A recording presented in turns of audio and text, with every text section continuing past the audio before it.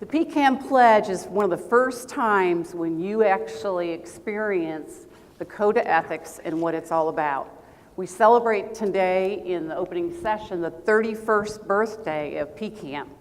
And as part of that, the PCAM Pledge talks directly about the Code of Ethics that we're going to talk a little bit about today.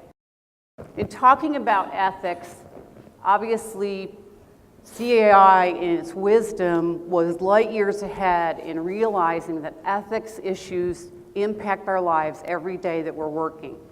So 31 years ago, the Code of Ethics and the Pledge was developed, and you sign that Code of Ethics to remind you the standards that you actually are working in the profession under. Let's talk a little bit about what is ethics. We'll start out with, we'll kind of come back around and then we'll kind of fill in the gap of what it is. These are three things that influence ethics and your ethical issues that you work with every day. Business ethics is doing the right thing in the workplace. It's making sure that you are upholding all the standards, that you have all the information, and that you are going ahead and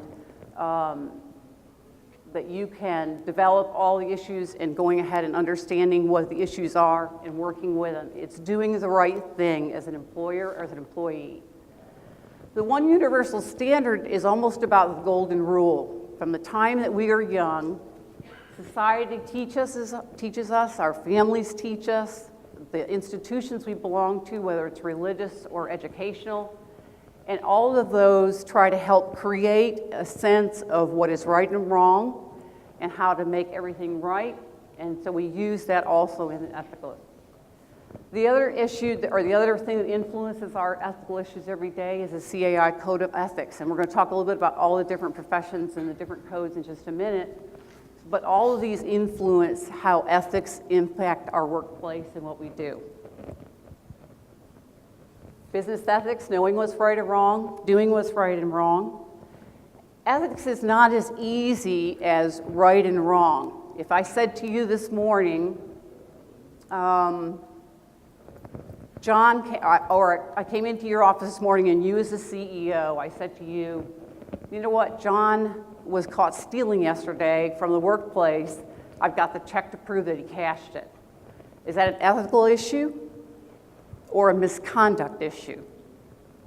It's really a misconduct. It's a blatant misconduct. So the difference is ethical issues are a lot more subtle. They're not as clearly defined.